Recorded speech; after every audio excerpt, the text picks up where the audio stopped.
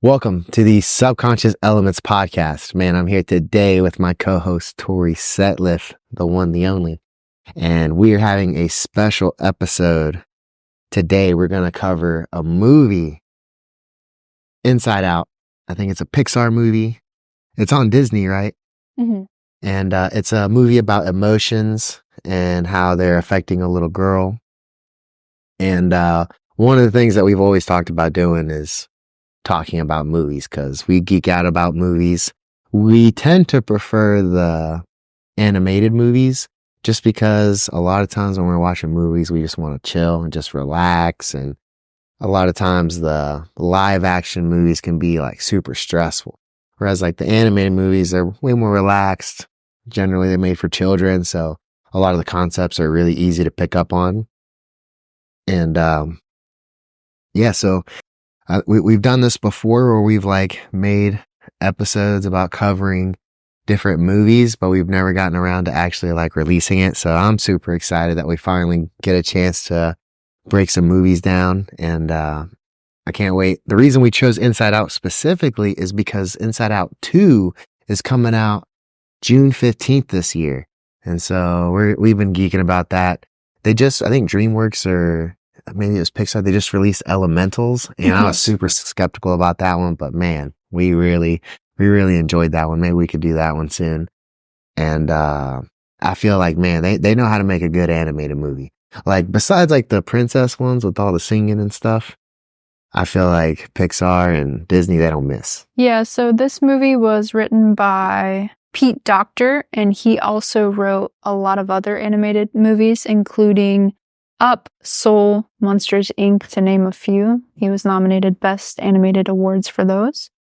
And some of the characters in this movie are voiced by people that also are in The Office, which is pretty cool.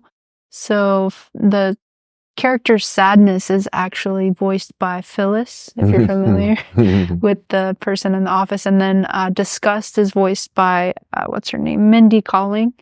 So that's pretty interesting there. And I feel like this movie, for sure, all the characters and voices were on point with Joy and Amy Poehler and Richard Kind and Bing Bong. Yeah, who is Bing Bong? His name is Richard Kind. Man, I know him somewhere. I can't remember where, but. And then you had Anger, who was Lewis Black, and then Bill Hader was Fear. And I feel like they were able to dissolve into the character and become that character. It was definitely a masterpiece for sure. And just with the opening music, even the music itself was amazing because it made you feel some type of way before it had even started. And I feel like overall just the animations and like the detail that they put into every character, you could see like the cotton candy fibers within Bing Bong's character and all the bright colors, and even the Joy being, she was actually emanating light behind her everywhere she walked. And so. Yeah, it's definitely a really good movie. And so like the main story, and if you guys haven't seen it, don't worry. I feel like this will only help you appreciate it more as you watch it, especially if you're not really used to seeing like, or like thinking about things great, like reading in between the lines of movies, like what, like the morality and what they're trying to teach us.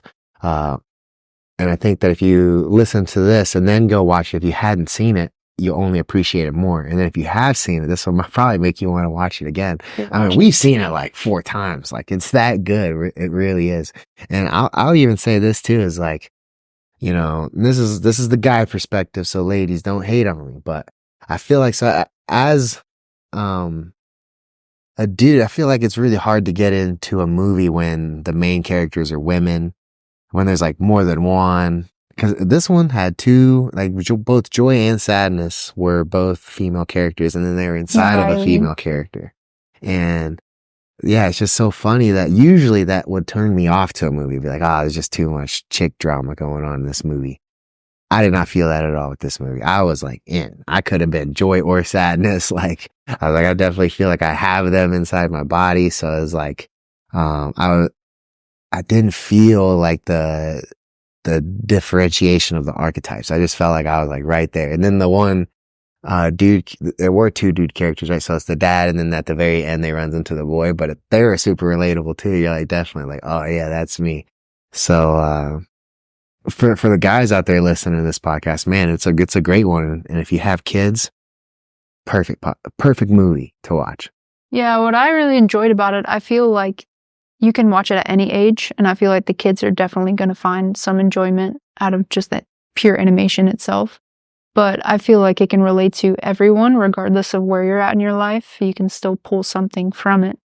And maybe if you have older kids, they can try to understand, like, oh, I can relate to this. Like, yeah, I've definitely felt this, especially if you've moved. It was just kind of like learning how to cope with moving and understanding that your life has changed forever, but basically trying to let go of the past and understand that you can still have emotions and you don't have to pretend to be happy just because you're supposed to be happy. And another theme in the movie, there was that it was like understanding that joy can exist with sadness. Mm-hmm. And the movie made me cry multiple times. Like, I was holding back tears and I was like, man, this is intense. And so I feel like you were probably crying too at one point. No. I was crying. And that's never happens. Like, he doesn't ever cry in movies. And this was, yeah, I feel like it didn't have a lot of fillers, which some movies that are geared for kids, they kind of have like unnecessary scenes to kind of get their attention or make them laugh. This didn't have any of those fillers. It was straight to the point, and it was action packed the entire time. There wasn't any really dull moments at all, I don't think. Yeah, well, the little side moments they have to like put some more comedy in there were all like super funny about like how you can perceive that your body works. Like there's this one moment where you heard it and caught on immediately, but I was like, wait, what happened? Why were you laughing? I want to know. And we backed up and played it again, but it was like a joke about they like knock over a box and these 2 boxes. Yeah, these 2 boxes. One had facts, and the other one was full of opinions. And they like fall and they mix together, and then he's like, "Oh no!" And she starts putting them back into the box. She's like, "These facts and opinions look so alike." And he goes, "Oh, it happens all the time. Don't worry about it." And then they just like mix the 2 together. And they just put them back in the boxes and carry on. Right, and it's just like so true. Or it's like, man, I find myself all the time like realizing like something that I believed was like literally. Someone just told you this and you've just been repeat. Yeah, man, this has been like guiding your whole life, and come to find out your aunt told you when you were fucking 12. Yeah, that's interesting for sure. Yeah, but so the main characters, so you have Joy, which they introduce the main character as their bundle of joy. And that's all that she knows is joy. And so she's existing in this realm where only joy exists, and anytime that she feels sadness, she's like pushed back to joy. And so she doesn't really even understand the concept of sadness yet. And so anytime she's sad, they're like giving her something to make her happy again. She's a little tiny baby. And then you have, then they introduce the personality islands, which I thought was really interesting. So they have like Goofball Island, they have Hockey Island, Family Island, Honesty Island. And all of these islands are forming her personality and her structures. Then they have like the core memories. So all the core memories are parts of those that hold that together. Yeah. Yeah, but the entire movie, it basically illustrates like the ideal or perfect childhood. And like she has the picture perfect reality. She's winning in hockey. She has loving parents. They're always creating happiness for her. And she always feels safe. And then all of a sudden that starts crumbling down whenever they introduce the moving. Another thing I noticed, like this is the 4th or 5th time that we watched it. I noticed this time around that, yeah, the main personality is Joy. Like she essentially is like, so they have these orbs that contain memories. And then there's like some that are special because they're core memories. And these core memories are like part of like this whole machine that like runs your brain. And so the core memories are like in the middle, and they like essentially give power to the islands, to the personality islands. And all the ones in the core memories are all joy. And so, she takes on this role as like almost the most important emotion. She's like the leader. She's like, essentially, she has anger, fear, and sadness constantly trying to like analyze the situation and see which one should take control of the panel and control, what's the girl's name? Riley. And so they essentially have a control panel, and the emotions are essentially always fighting over who gets to control the panel. And in the beginning of the show, you start to notice that Joy essentially is the leader and convinces them all regularly, like, oh, everything's going to be okay. We're going to be the happy one.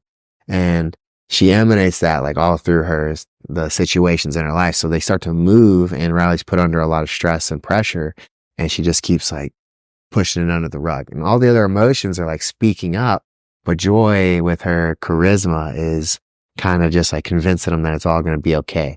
And then as these things start to build up, sadness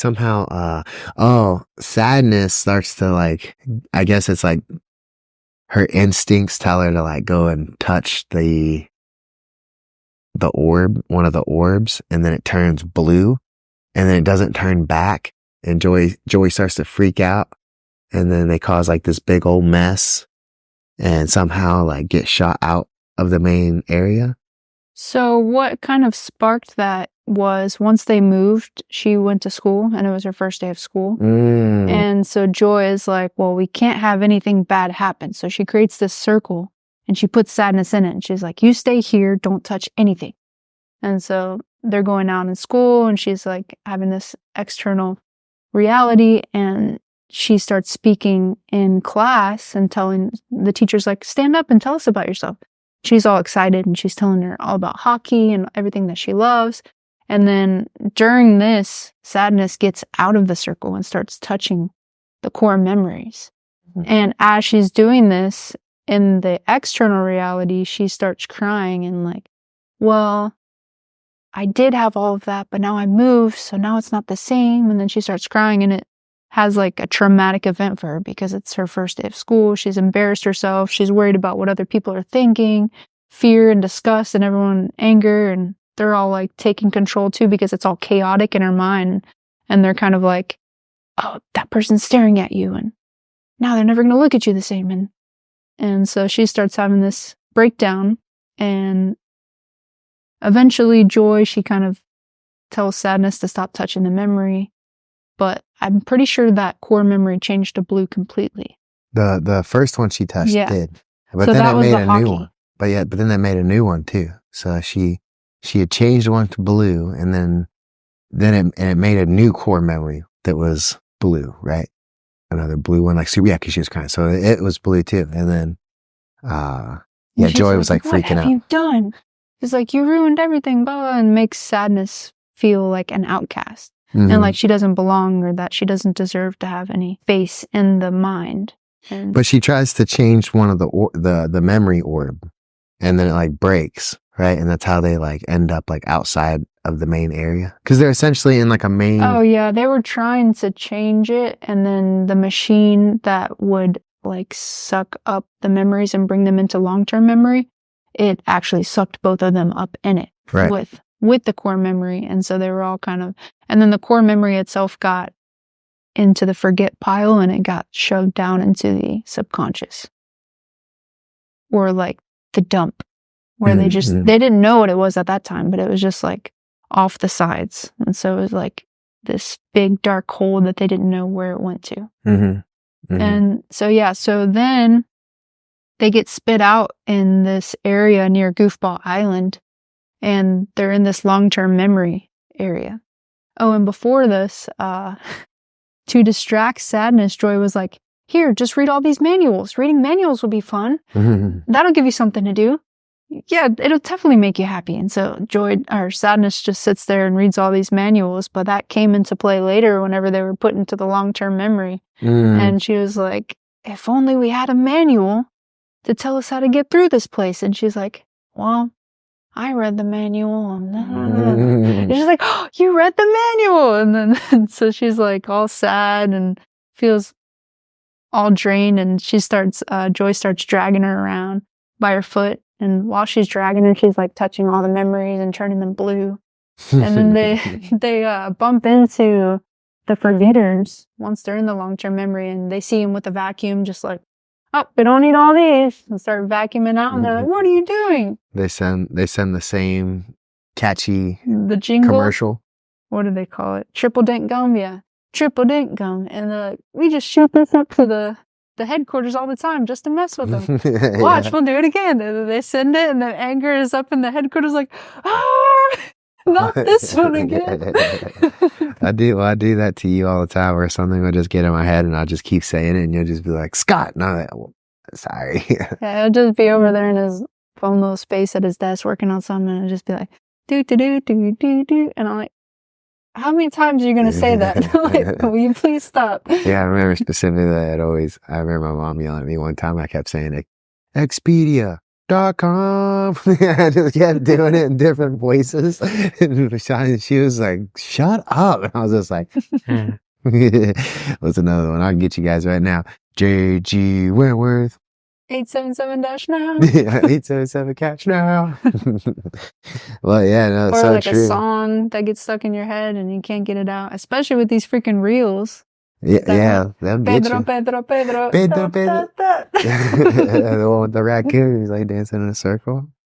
It's so catchy. Like, next thing I know, I'm just like driving around. Pedro, Pedro, Pedro, Pedro. That's somebody from the long-term memory just shooting that thing back up there. And then when they're in the long-term memory, they're lost because it's like an endless maze of memories, and they can't find their way out. But then they run into Bing Bong, and then Bing Bong has this big bag, and he's just shoving stuff in this bag. And they're like, well, who are you? And you must know the way out. And he's like, oh yeah, I know how to get out of here. We just got to go to Imagination Land. And then it like introduces Imagination Land. Mm-hmm. And then you see like the House of Cards and the boyfriend machine, where these boyfriends are just being spit out, and Different islands, different castles and stuff like that. yeah, like it's basically what you would imagine a kid thinking about, like just a bunch of Kitty stuff. fun stuff. Yeah. And Bing bong. yeah, and then he's like, yeah, so the way we get back to headquarters is we just take this shortcut to get to Imagination Island, and then we'll get there in no time. And he's like, and they go to this big wall, and he's like, yep, this is the shortcut. He's like, see, look, DANGER, shortcut. And then they go into this room, and it's actually like a room of abstract thought, which I thought was super profound to put into a kid's movie, like abstract thought. And basically they go in there and they start, there's like 5 steps of pretty much like deconstruction. Yeah. So they're like slowly becoming more and more like basic, like simple. They're like losing all the details that make them who they are. So essentially they start walking through this thing, and they just leave the door open, and some of the maintenance people are walking through. They're like, hey, we gotta turn this thing on. And he's like, oh, there's something in there. Let's just burn it out. And they shut the door and turn it on. And it just starts to like, they start to like pixelate into like different and more basic shapes each time. And they finally are able to get out at the He's like, end. I can't feel my legs. And then they're trying to put themselves back together, and then they like lose all shape, and then they just turn into like colors and shapes at one point. And then just go 2D. Eventually they go 2D. 2D, and then they get out, but then they start to like reform, but they barely made it out of there. And It was a close one. but I think that was important also within our minds, that abstract thought itself can be a shortcut to resolving problems within our own mind. Oh, dang. Yeah. Where'd you read that from? Yeah, I know you didn't think of that. Yeah, because it was like a whole long way around, and they were like, we don't have time for all that. Yeah. I think that sometimes too. I'm like, man, I know this is going to take forever. But if you just think that, and you're like, well, what could I think of that can make this better or shorter or whatever? And then you start thinking of shortcuts, and you kind of go into that like abstract realm of thinking. That is cool. Yeah, no, that's hilarious. Yeah, and then so yeah, it's like a whole journey. And man, I read this on one of the summaries, like just to get more perspective, and it was saying how like the emotions and the emotions paired with the memories took Riley on their own journey. And it was like, cause they kind of orchestrated Riley running away. Cause they get, once joy and sadness leave, she's left with fear, anger, disgust. And disgust. And they don't know how to be anything other than themselves. So every time they touch the panel, she's just essentially spewing out either fear, anger, or disgust. And as they're gone, right, these islands start falling apart as she starts to like disconnect with those parts of her personality, because joy and sadness aren't there to kind of like mend the relationship. So these things start to fall apart. And man, it was just cracking me up. And so like when they're gone, things get worse and worse, and the emotions themselves get more and more worked up. And eventually they pull up a light bulb, and it's a runaway. It's like an idea to run away. And they essentially put it in there, but they don't know how to take it out. So then they essentially control Riley to like run away. And yeah, I just thought it was like, we have talked about that before, how like emotions have their own signature, their own frequency, and you could even say like their own agenda, right? Because like, anything that exists wants to continue to exist. And so the way that emotions kind of work is that they want to gain energy or get bigger or control. And so the way that they do that is they want as many people to be at the same frequency as they are. And that's how an emotion can like create, spread, and exist. And when you work with a bunch of different people, you can see it when someone is embodying a certain emotion and they want you to feel the same way. And how like how like someone with one emotion can literally infect like a whole workplace, like really quick. Right? They come in feeling some type of way, and then they just go to each person saying something one way or another, getting them to feel the same way. Just like how sadness was touching something and it was affecting it, altering it. Right. And so, yeah, again, where it's like this thing where like you start to, when you become spiritual, you can start to understand that we are affected by things that aren't necessarily us, right? Like, well, we get these emotions and we're not necessarily the emotion themselves, but this emotion can drive us to do things, especially if we're in an unconscious state. And then so, yeah, you pair that up with someone's experiences or memories of like, like if you can imagine that we have no idea what people go through, right? And some people can go through some pretty terrible experiences that will drive them to like be manic or to do something maybe like brash or without actually thinking it through. So if you if you start pairing bad emotions with bad memories, you can kind of see that can lead someone to do something that they normally wouldn't do. And so I really thought that was kind of profound reading that. I was like, oh, dang, they did control her. And we be talking about that all the time.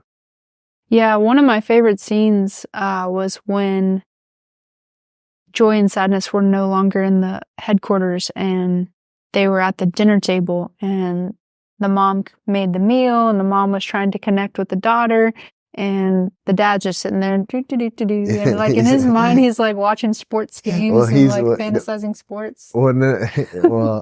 Okay, so one thing that you notice is like they can, at any moment, the people in the body, whether it's the people in the main building or the memory guys, they can like feed a memory to the human. And so like you see Riley, they do it a couple, like, oh, what about this memory? Or when they play the title gun, it like shoots a little ball up and then a laser beam shoots out and then it like plays like a projection where like their eyes are. So that's like when they're like almost daydreaming. And then they're at the table and they do it for the dad, and he's reminiscing when he was playing hockey back in high school. He's like reliving a game. And so all the emotions are like kicked up and they're like, oh yeah. And then the wife gets his attention. He's like, wait, what, wait, She's staring at us. She wants our attention. What did she say? Did anybody catch that? Did anybody know what she says? Red alert. And like everyone's like, no, we were watching the game. But no, and it's funny because the first couple of times I watched it, I thought that they were just like hanging out, that the emotions were hanging out. But no, what they actually were doing is playing an old memory of him playing hockey. And they're just like reliving the golden days, and they're all like, oh yeah. Life is good. In the meantime, like the mom is like trying to connect with the daughter, and they're like, she just asked us another question. What do we respond with? And it's either fear, anger, or disgust. And anger keeps taking control. He's like, and she starts like slamming the table and giving her like side and like all these responses. And in the mom's mind, she's like judging the dad because he wasn't paying attention. Mom's mind's like, well, you could have had Fabio, the pilot, and then like playing like Fabio memory. What was cracking me up though is like the emotion in charge for the dad was anger. Mm-hmm. He's like the one in charge, whereas like Joy's in charge for the kid, right? And it was a different emotion. And this is for mom. Dang, that's so trippy. But so yeah, as soon as like Riley or as soon as the mom gets the dad's attention, the dad looks to Riley and asks her the same question that the mom asked because he wasn't paying attention. So she's like looking at the daughter like, and he's like, oh, hey, Riley, so how was school? Well, then she already asked that. And then, so out of frustration, she gives an anger response. And then the dad, whose anger being is in charge, he's like, give her the warning. And then he's like, no, I don't like that tone, young lady. And then she fires, anger's in charge at this time, right? So she fires back. And then he's like, I'm going to put my foot down. And they start like, phase 2, initiate. phase 2, initiate. They all pull out keys and unlock. He's like, we're going to put the boot down. And he like fires back at her. And finally she's just like, forget it. And storms off. And he's like, initiate boot. And they all press the red button. And it's like, that's it. Go to your room. And it's just, it's so funny because I feel like that's such a relatable experience where you're like, you don't understand where that person's coming from. And you're like, maybe not even paying attention that they're worked up about something else. And then you're just like reacting to what they said. And then all of a sudden it's like a thing and it didn't need to be a thing. That's pretty trippy. Yeah, overreaction. Right. Yeah, well, I thought that was relatable. Anger and the mom being sadness. I feel like that's typical for like female versus male. Yeah, red and blue, fire and water. Yeah, it is so trippy. Well, one of the things that I thought was super cool. So like at the end of the movie, I, unless you want to keep going, do you want to go in sequence or yeah, are you like? Yeah, I was thinking, go ahead. So then they introduce. Before I start jumping ahead. They introduce like, the Friendship Island falls because she calls her friend from Minnesota and her friend from Minnesota is super happy and she has more friends on the team. And she's like, oh, forget this. And she like slams her laptop and then Friendship Island falls. And then Hockey Island starts to deteriorate because she goes for hockey tryouts at the new school and she misses the goal. She gets all upset. And then so Hockey Island starts to fall too. So now she has Goofball Island, Hockey Island, and Friendship Island all crashing. And then Family Island starts to crumble because she just had this big argument with her family. She feels disconnected. And, so before that happened, right when they moved there, the mom put pressure on her because she was like, oh, we're so lucky to have you. Like, if you could just keep smiling and just keep being happy, like we don't deserve you.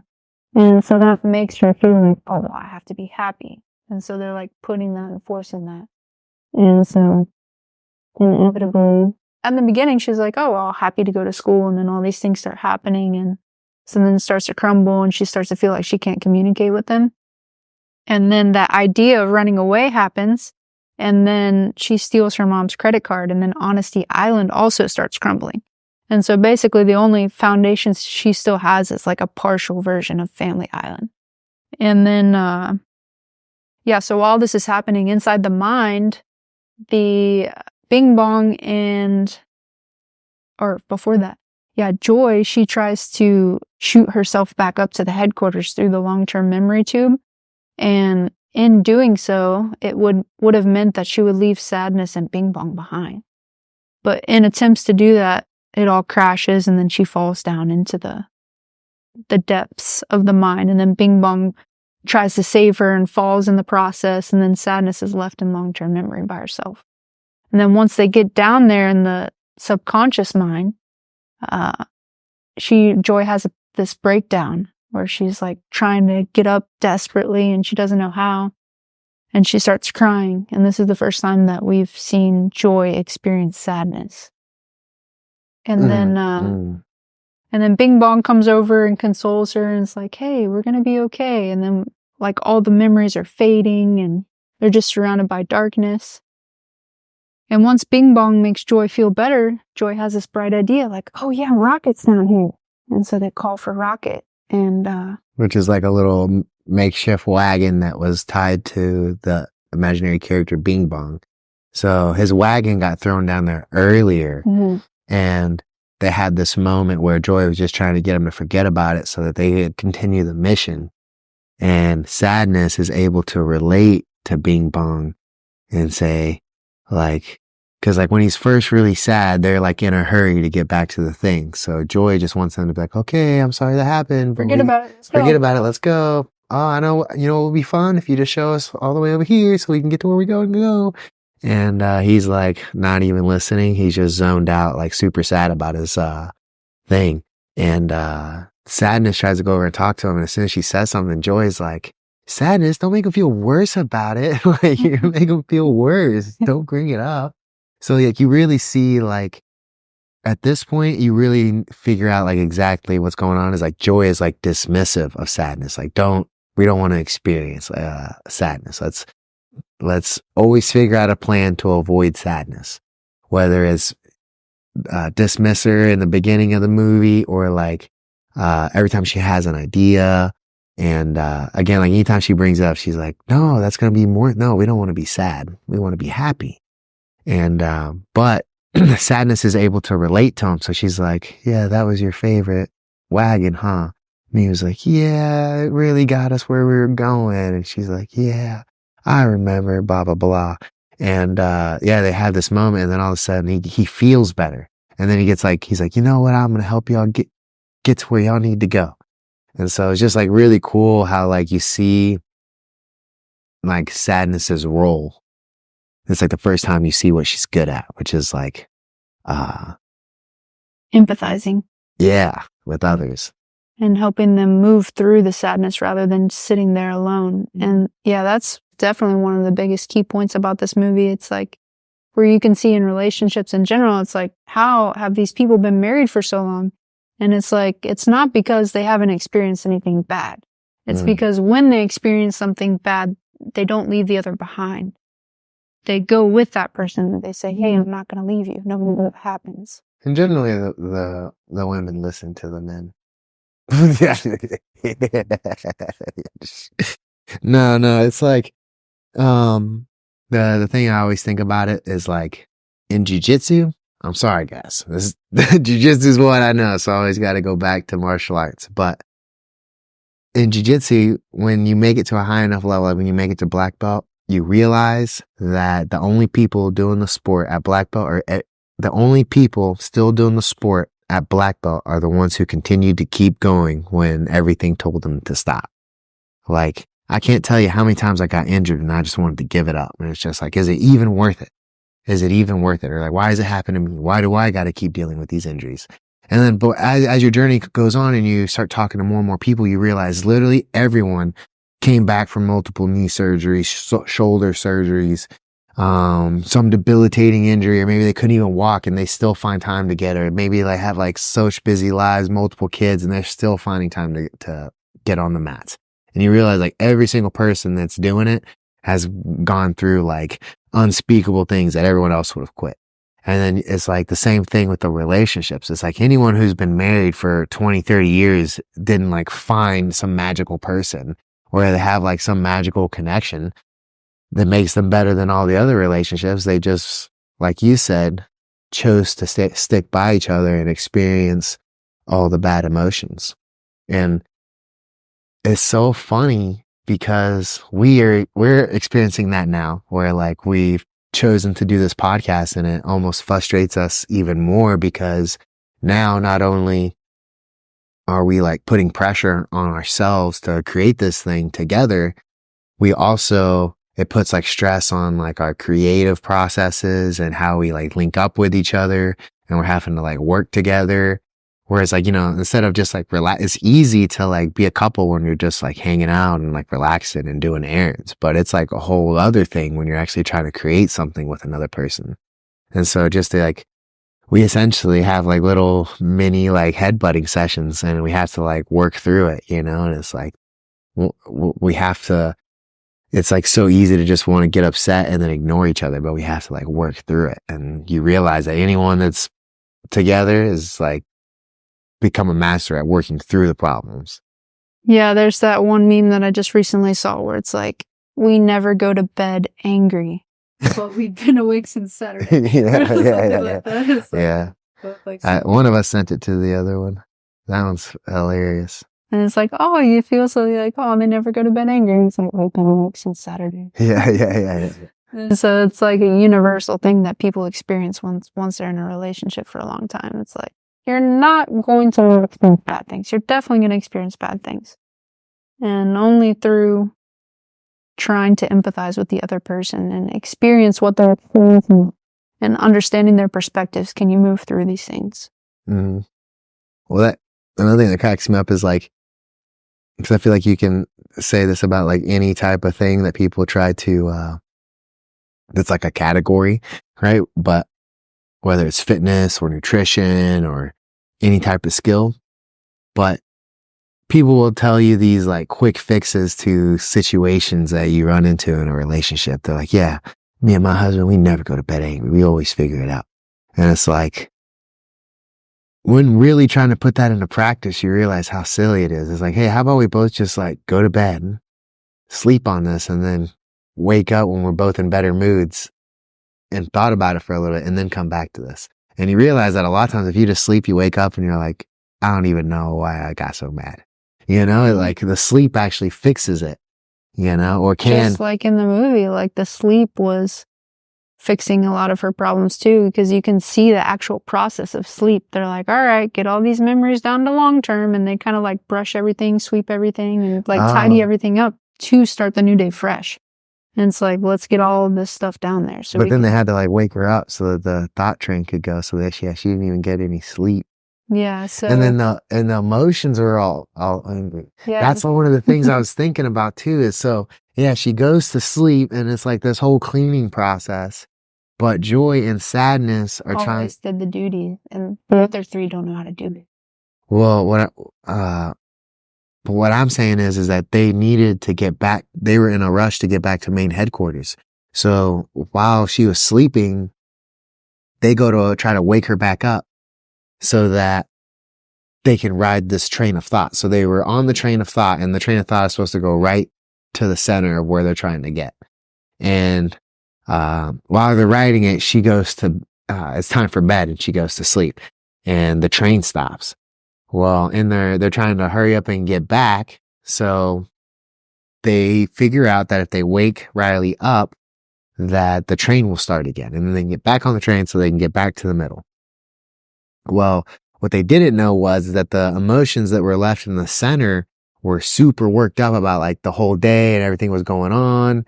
And they had considered like running away, but I think they just like went to bed. They're just like, oh, you know what? We'll deal with this in the morning. And they're like, all right. And I think it's fear. Fear stays up to watch. I guess he's got to like man the dream duty. And anger and disgust go to bed. Well, joy and sadness use this master plan to wake up evil clown. Like first they try to use the dreams, and they have this whole thing where Joy's like being dismissive of sadness again and not taking her idea seriously. But they're finally able to come with this master plan to get her awake. And then when she's awake, the emotions that were in the center, anger and disgust, when they scare Riley with this huge clown that they pull from the subconscious depths, they legitimately scare fear. So fear is like in the fetal position, like shaking. Yeah. And anger and disgust get up, and now they're frustrated. Now they're like, we can't even get a good night's sleep anymore. He's like, that's it. He goes and grabs the bulb, the light bulb, and then activates the whole running away thing. And so when that happened, I was like, dang, it's just like, what if they would have waited until the morning and then just like, but because they were in a hurry, they kind of forced it, which woke Riley up, which what made the emotions all worked up. And the next thing you know, they're like running away. So I thought that was just like a funny little thing. Yeah, the subconscious part is interesting because, well, our thing is called subconscious elements. Right. And so in the subconscious itself, you have all your repressed memories, you have all your fears, all the things that you can be aware of that they're there, or that you're not even aware that they're there. And this is like traumas and things that are like haunting you that you refuse to face. Hey, I got the Mothman prophecies in my subconscious. I'm telling you, once every 2 years, I'll have a nightmare of that sucker choking me, and I'm like, wake up, like, goddamn Mothman prophecies. Yeah, some form of Slender Man exists in my mind. Oh, dang, that got scary. But yeah, for sure, that was an interesting concept that they just slid right in there. But they had a big old clown, and the way they woke him up is so funny. There's got to be a meme. We should like make a meme out of it. But he was like, they find this clown asleep and they purposefully wake him up. And that's also where Bing Bong is trapped. Yeah, so Bing Bong's trapped there, and they do get him out, but then they're like, wait a second, we could use this as a nightmare to wake Riley up. And so they wake him up, and he's just like, they're like, hey, did you hear about that birthday? And he's like, birthday? And he's like chasing. He's like not even like evil or anything. He's just happy about a birthday. It's like, yeah. And that's like scary. Yeah. He's like so excited to be a part of the birthday party. Birthday!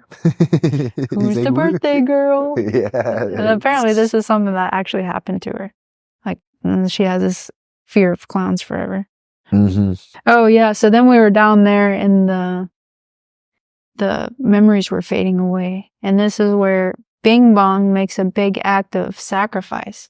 And they're like trying to get back up and from out of the pit. Yeah, from out of the depths, and all the memories are fading away, and they try multiple times, but Bing Bong realizes it's because the wagon or the rocket is too heavy, so she can't make it to the top without him sacrificing himself. So he does this big heroic thing, and all he really cares about is Riley. And she's all excited, and she's like, we made it, Bing Bong, we made it. And then she like looks down, and Bing Bong's down there, and he's like super excited, and he just fades away. Yeah, super sad moment. Super sad. And then so when they're inside of the headquarters, like the console starts going dark whenever she's running away. And so this is like a clear representation of depression, because whenever you're in a super depressed state, it can feel like no matter who, what, anything that attempts to make you feel better, it just seems like you can't get out of that. And we saw this once they put that runaway idea in there, the whole console is just, and then no one can control it. And she's just sitting there like blank mind, like moving through life. The whole movie actually gets really dark, like shadows, and the bus is all creepy looking, and it's raining. And so she's just kind of like going through. And then while this is happening,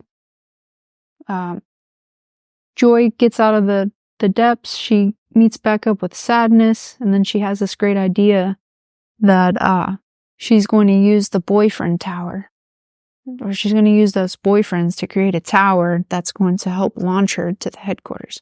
And Sadness is all crying, and she's on a cloud, and eventually like she figures out how to blow her just far enough to where she can catch her.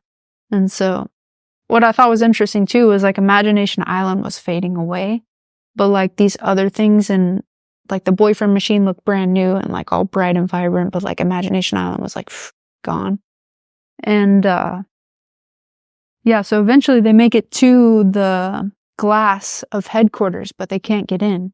And Disgust starts making Anger really mad, and like uses his anger against him and creates like a laser beam. They can like cut a hole in the consciousness and get them back in there. And this was a huge moment where they finally got back.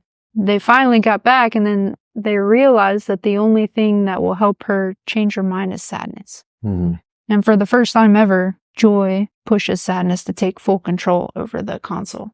Well, it's funny because like Sadness was the most knowledgeable, and like the whole time she was like trying to like help Joy with like the technicalities, but Joy just didn't want to listen because she's more like spontaneous and of the moment. But Sadness is like the one that like really, more logical, and is like always reading the manuals. And so they essentially just like, you're the only one that's smart enough to even handle this. And yeah, she just goes up there and then knows how to undo the idea. Cause before they were just like hitting it and trying to pull it out, but she knew that she had to press it and move it a certain way. And, she was able to heal the control panel, which was like turning dark. One of the things that I like, so like one of the main,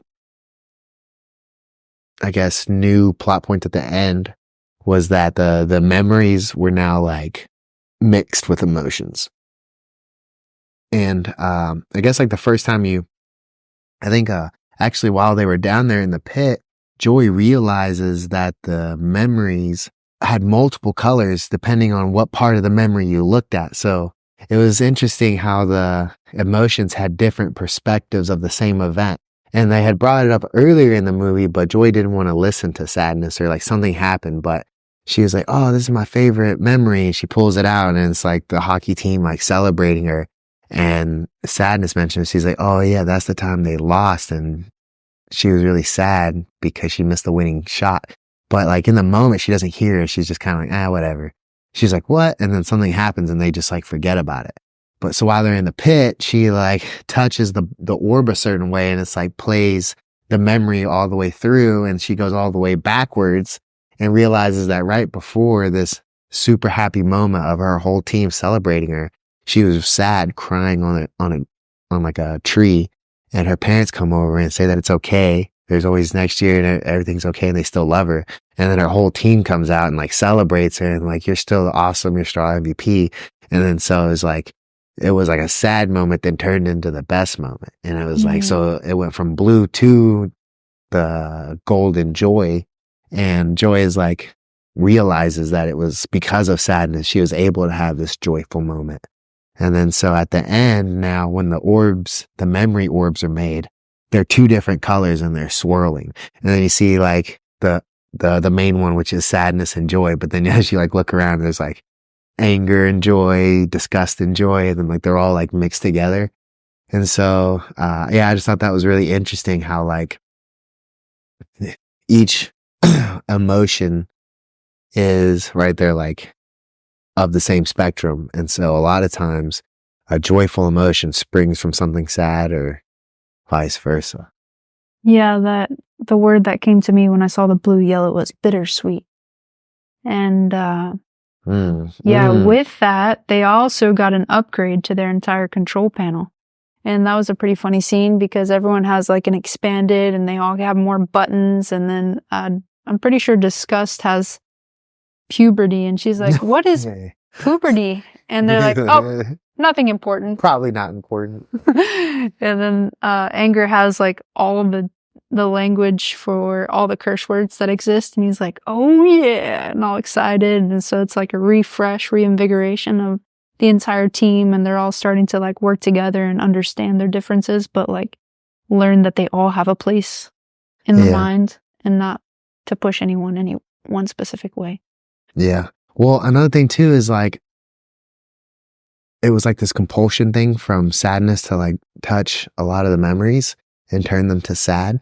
But if you think about it, with time, joyful memories do become sad. It's like melancholy. Yeah, because you know that it's like a different part of your life and you've moved past that. I totally feel that with people I've served with. It's like one time I remember I was just like, I had my buddy on the laptop. I was at Chris's house, so I served with him. And then we had like a FaceTime with multiple people. So I think my buddy Austin was there. So it was like, I think 4 of us all hanging out. 2 of them were on the computer and then 1 of them was there. And, it was just like, I just remember being like, dude, we had it, man. I remember feeling it. It was just like, here's like my 3 best friends. And it's like, man, the old times are so cool. And it's like, but then you just feel sad because it's not there anymore. It's over. Yeah, it's over. But, yeah, it's just like a thing, right? It's like, it's just a part of life where like, that's almost like what makes it rare and awesome, you know, is that because if it lasts forever, you'd never appreciate it, you know? Yeah, that's what I was saying. With joy, you need sadness to even be able to experience joy. Without that differentiation, you would just be experiencing one thing and it would just become dull at a certain point. So you need to experience different shades and different experiences so that you can have highs and lows. That's what makes everything fun and exciting. But yeah, for sure that she had to let go of all these islands too. The personality islands were recreated and different as well. And it grows with the age of the person because she has other interests at different ages. So there was like a fashion island. And so it's like with time, you become interested in different things anyway. So it's like letting go of the old to allow space for new things to occur. Talk about the catharsis scene where after all this happens in the mind, she comes back to the family and they're all freaking out. They're like calling the cops and stuff, but she makes it back home and she opens up to them and she's like, yeah, I just really miss what we had. And so they're able to like help her move through those emotions, to help her like, it's fine. Like, I understand why you feel this way. Like, I miss that too. But without consoling this past, you can not move forward. So that was like helping her into putting all those fears and sadness and stuff away so that she could experience something better. Like just some ideas from the movie itself, like as a whole. It was just saying how like, you know, we don't always have to be happy. You know, it's like you can be sad and sometimes you just have to like let yourself be that so that it can do what it's supposed to do. You know, like the whole time she was being dismissive of sadness, but sadness has like a very important role and sometimes you just have to be sad. And it's funny because I had a podcast on the Scotty P breakdown with this individual named Nima, and he was talking about how like when we go through the sadness, he's like more healing takes place in that moment than, you know, any other like therapy you might do. It's like the actual experiencing of the sadness itself is the healing. So yeah, it was just so trippy that we talked about that. And then we see it like portrayed out in this movie. And that's like one of my favorite parts about doing this whole podcast is I swear that like whatever it is that we're talking about or reading about is like plays out in our lives. Like this whole thing of like, I want to say like the main overarching thing of the theme of the movie is very similar to the 11th gene key. And so I don't know when we're going to release this. I do want to release it around the time that Inside Out 2 is coming out. So around June. So I don't know if we'll have 11th released yet, but if you guys are listening to this, I'm telling you, like, you'll understand how like the 11th kind of coincides with this one, with the whole idea of like the Vesica Pisces and how, if you don't know what that is, it's essentially two circles representing two individuals. And that when they come together, they create a third.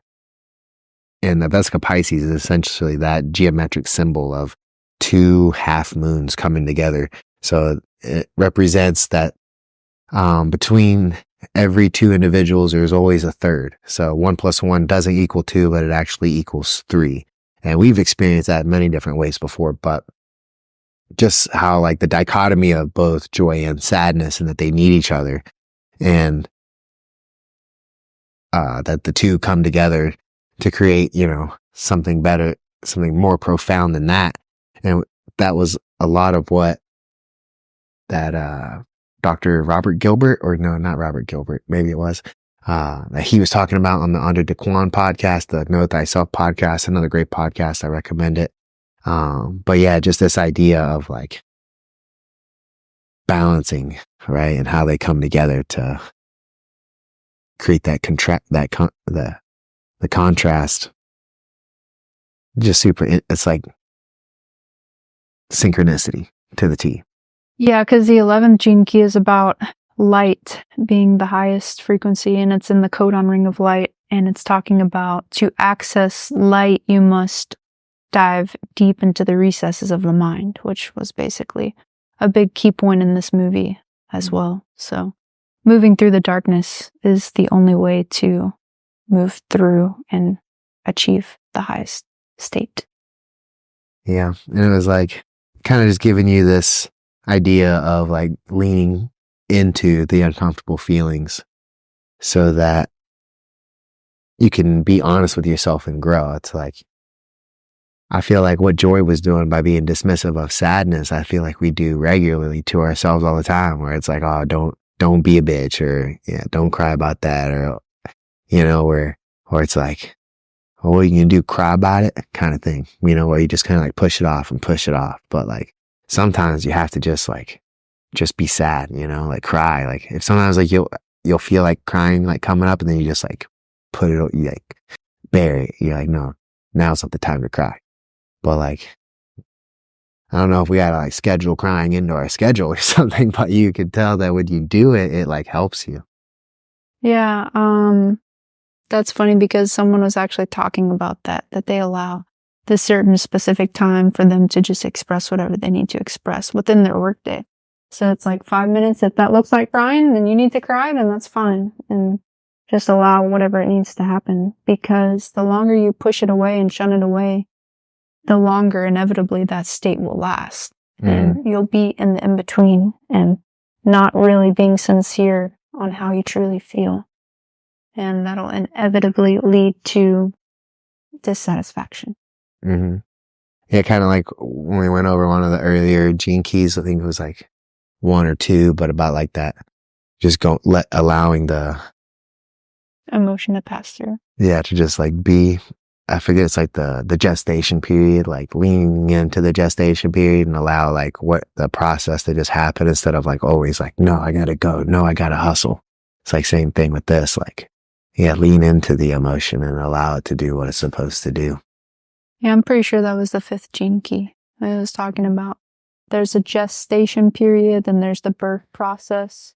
I got my note right here, Tilly. Let's see. Because that's also a part of Oh, nope, I have it written down right here. Gene key number 2 is right. Not that's kidding. Well, the 5th gene key is also in the codon ring of lights. Well, if you like this video and you'd like to see more of us breaking down movies and or any other content that you'd like us to see, please leave a comment, like, and subscribe if you haven't already done so. Hell yeah. Follow us on Instagram. We're on there pretty often. And we appreciate you guys tuning in. Thank you so much.